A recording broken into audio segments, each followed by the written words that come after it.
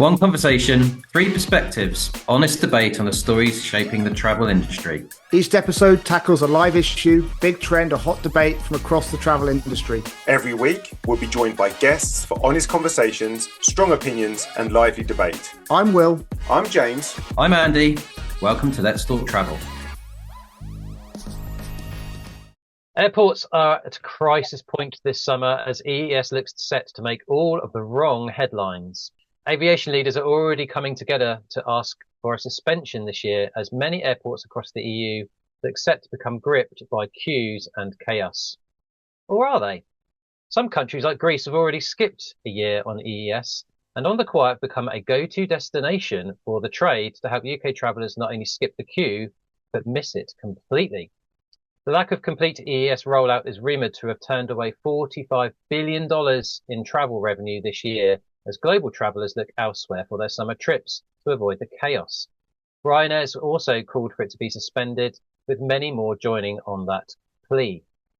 But if you ask the EC, their spokespeople continuing to insist that EES is fully operational and works well, putting queues at airports purely down to staff shortages and some specific time slots. As a summer of chaos looms, we are asking, if EES is a mess, what can be done? Hello. So today we are talking about the entry and exit system, or EES, which has already become a bit of a dirty word in the world of travel. For something that was supposed to make things easier and also safer to travel, to something that is now putting people away from the EU or even within the EU to avoid their travel completely, EES appears to be a complete mess. It is a very live subject, with some schools already broken up for the summers and many more breaking up in the coming weeks. Around 25 million travellers are leaving the UK for the EU this summer, and 75% of them are already aware of the delays that they may be facing, according to a recent YouGov survey. 36% of those who have travelled since EES came into play have already reported longer queues at airports due to issues with fingerprint and facial scans. With the lates market looking so important and so big this summer, and with the Middle East piece just looking like it could hold, will EES push people away from Europe this summer, or will it get ironed out in time for the world of travel to start? And if it doesn't, what then? Let's talk about all of this EES stuff and let's talk travel.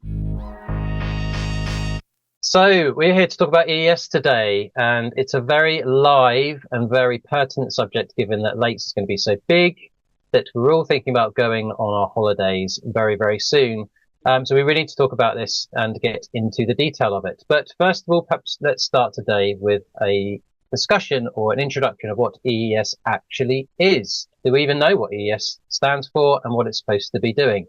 Let's go for a little explainer, shall we? And let's say, James, let's talk to you about what EES actually is. Thanks, Andy, and hi, Will.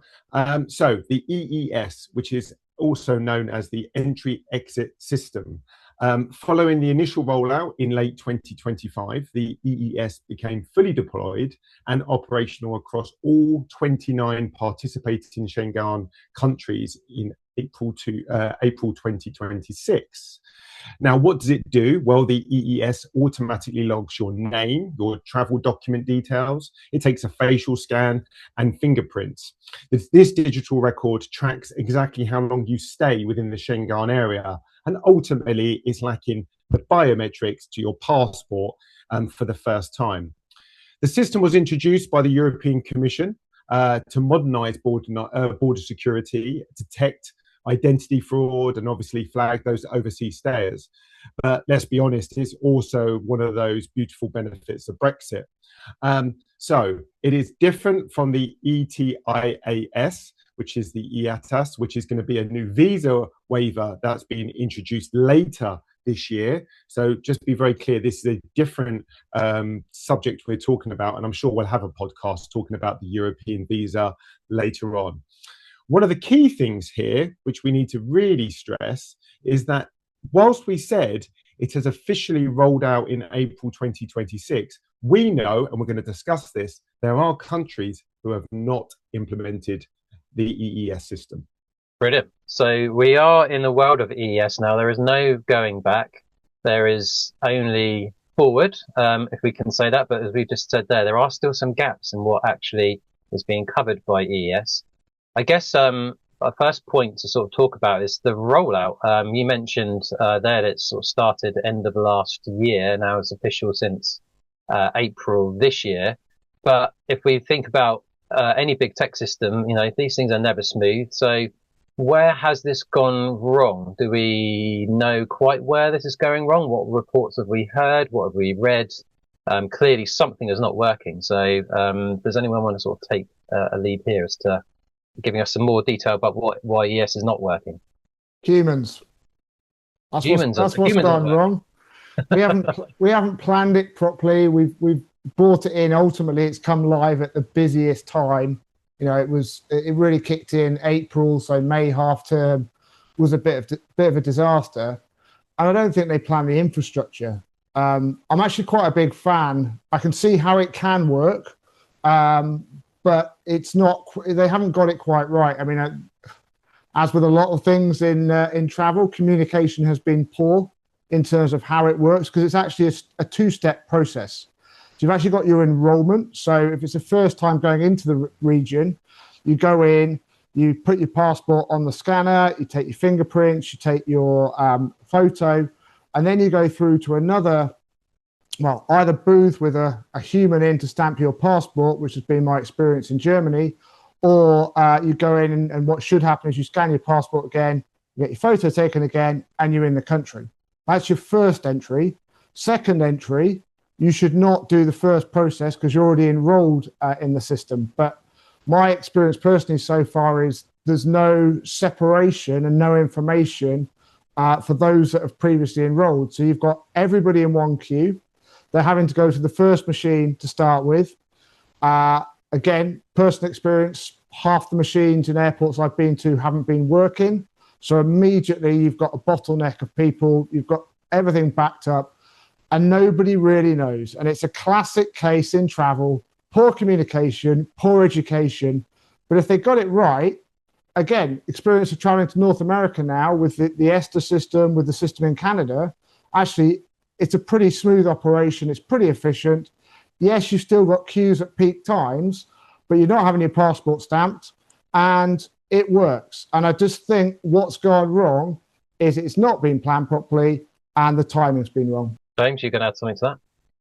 Yeah, so I think we also will understand travelers come from all different communities, all different necks of wood, all different age limits, all different group sizes.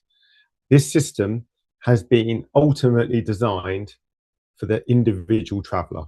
It's been designed for a Will, an Andy, a James, someone who has traveled before and has that ability to navigate through an airport and understand technically what they're asking to do in these systems. Now, imagine a family going on holiday, May half term, 3 kids, 2 parents, and let's just even pretend that the children are not all on the same birth name. They've got different surnames.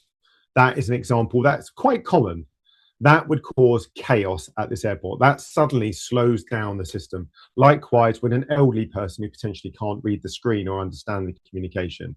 And these backlogs, like a backlog on the M25, is causing a ripple effect through this traffic and creating queues, which we have heard are not just half an hour to an hour, but we've seen instances where they're up to 4 hours and causing people to miss flights. So I think the system, the way it's been designed and rolled out, to add to Will's point, has been an absolute disaster. But I don't think it's the system per se. I think in most cases, it's actually the infrastructure of the airport or of the port. I mean, even now, especially some of the smaller airports served by the low-cost airlines, the actual queues for non-EU and EU are very close together.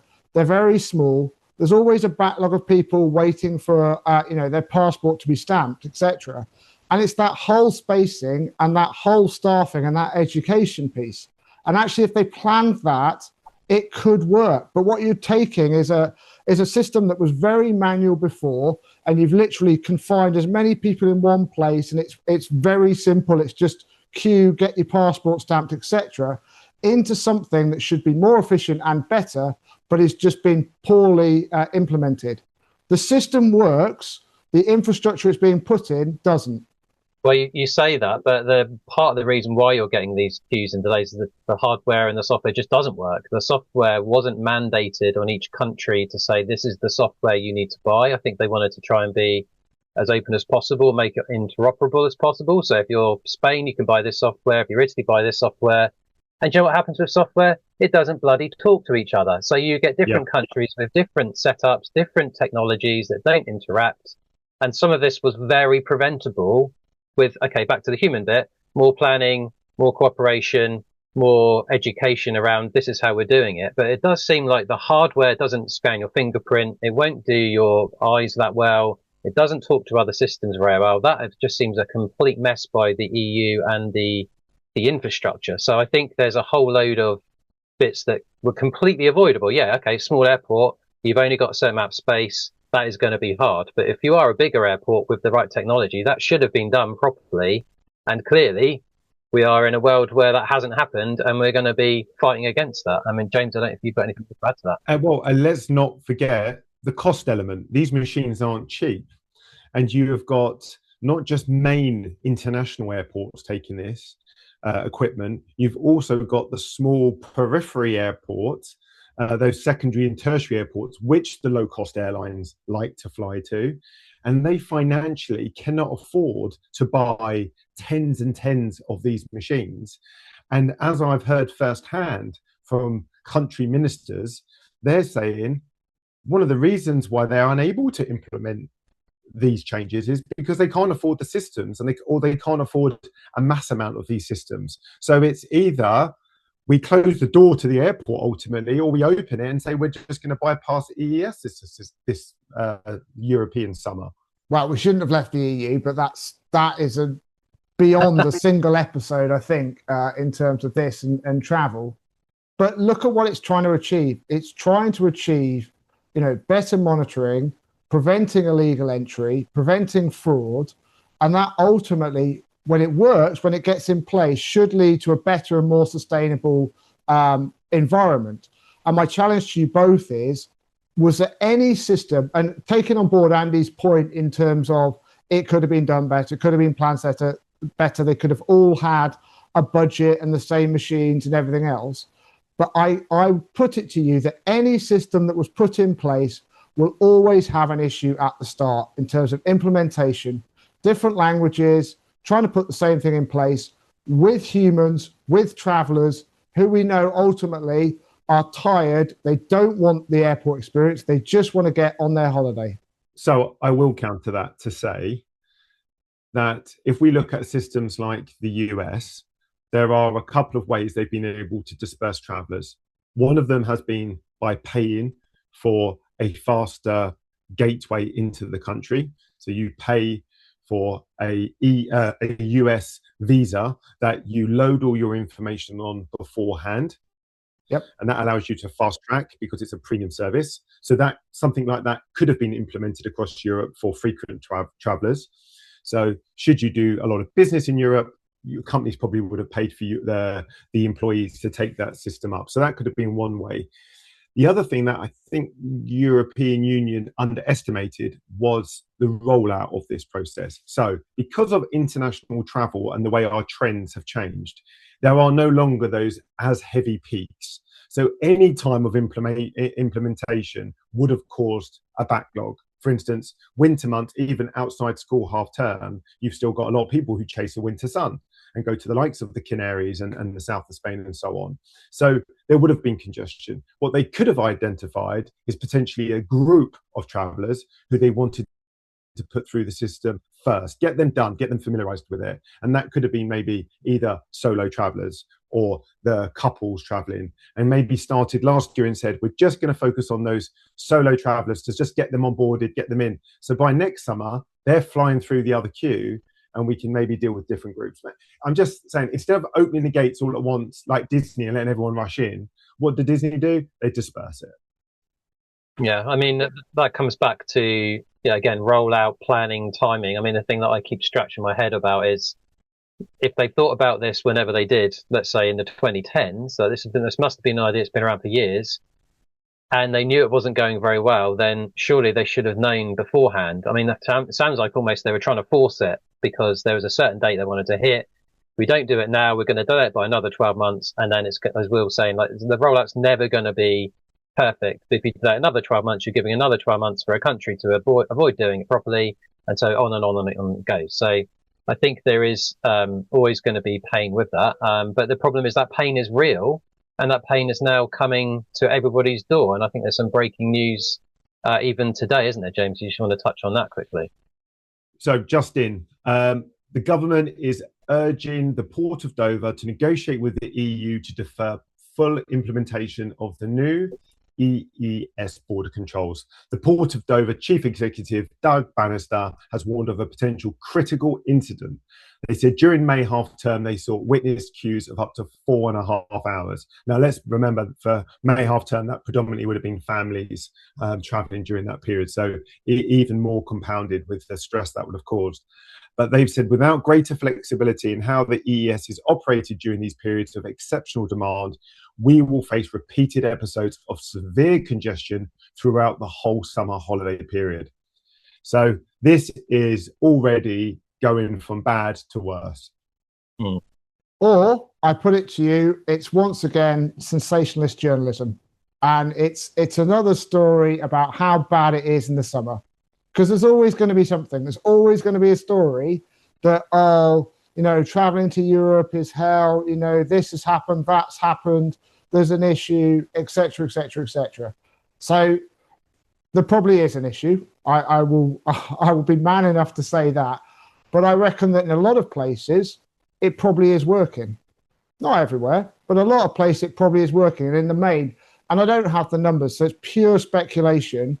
But part of the challenge with all of this is the headlines. Once again, and we've touched on this, it is these headlines that say it's this bad. And then travelers get worried and it's just like, oh, I've got to get to the airport, extra early. Well, that's not going to help because that's the wrong side of the coin. So can we please sort out correct communication?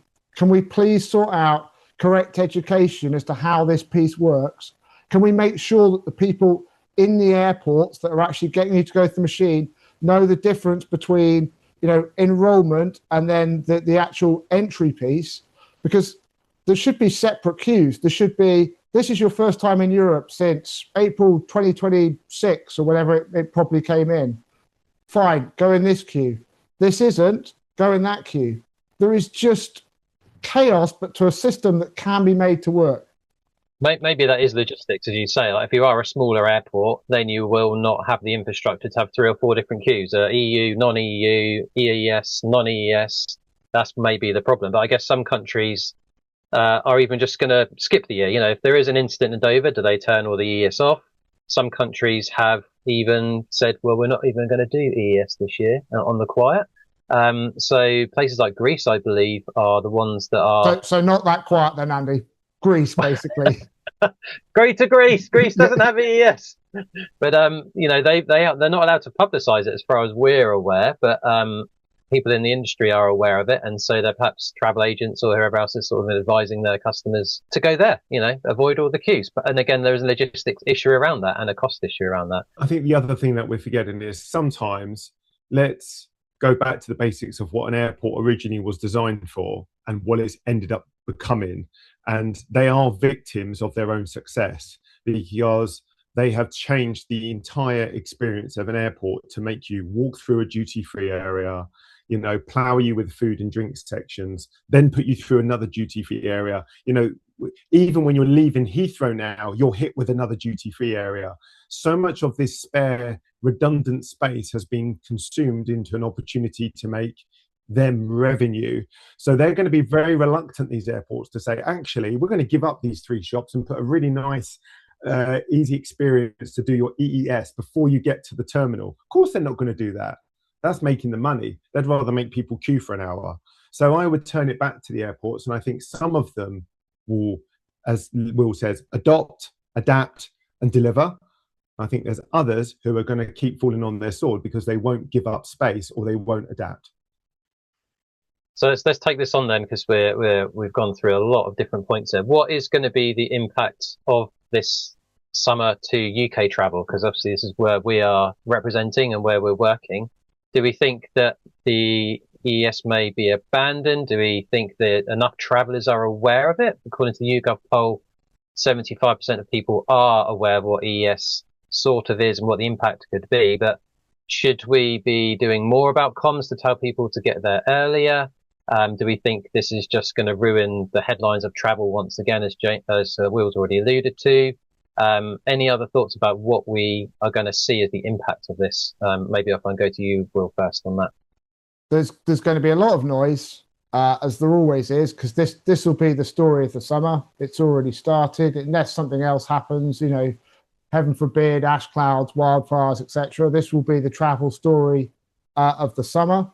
Will it affect people going away? We've spoken about late markets. No, I don't think it will change people booking to Europe. My belief is they'll go anyway. I don't think it'll put them off. Look, you're always going to get stories of people that flew through, and always get stories of people that were queuing for ages. It will be a problem in place. It will be turned off in places because they just won't be able to cope because of the infrastructure. But I don't think it's any different from a normal summer in terms of some story, some problem that causes long queues, long tailbacks, long whatever. This is classic travel, classic busy period. Wow. So just a normal summer, according to Will. James, are you in agreement with that? I mean, what do you think the impact may or may not be on UK? So I think the downside will be the bad press for some countries. I think they'll get a really bad rap for it, but they're not going to change. They're not going to revert the systems. I think internally in airports, you might find them sometimes lifting the barrier and letting a few people through to reduce the queues, but they're not going to officially call the EES system. I think where the winners are, I think we've already seen this in trends, and we'll go on to talk about this hopefully, but domestic cruising out of the UK, where people are avoiding that border control process, and domestic staycations. I think there might be a little bit boom, especially when we're having this beautiful hot weather. But is it going to deter people in the large of traveling abroad? No, because people want a holiday. So they'll say 2 hours of suffering for 14 nights abroad. But, winners out of it, the silent winners will probably be destinations like Greece, because they've come out and said they're just not doing it this summer. Yeah. And I guess the longer term benefit is once people have enrolled, then fingers crossed these headlines start to go away. But according to someone I saw at the Ep8 Travel Matters event a couple of months ago, they still think it's a 2-year rollout. So whilst we're talking about headlines this summer, it could definitely be here in the winter time. It could even be here in the next summer as well. And as you say, maybe there are silent winners of the UK domestic market in whichever form of travel that ends up being. But it's a headline until the next story comes along. Yeah, as most things. But I think that's a good wrap up of what EES is, what the problems are, and what we think the summer may be. So thank you very much for the comments and opinions here, gents. Really, really good. Thanks to our sponsor, Travelzoo, the club for travel enthusiasts. Join Travelzoo today for hand-picked deals exclusively for members. So just to move on from here, a couple of quick fire questions just to finish this episode off, because this is a really live subject, and it may or may not change. We don't really know what's going to happen, but I'm going to ask 3 quick questions, yes or no, true or false, just a quick one-word answer if we can. I'll go to you first, James. Do you think the EU will pause EES rollout during the summer? Yes or no? No. No pausing.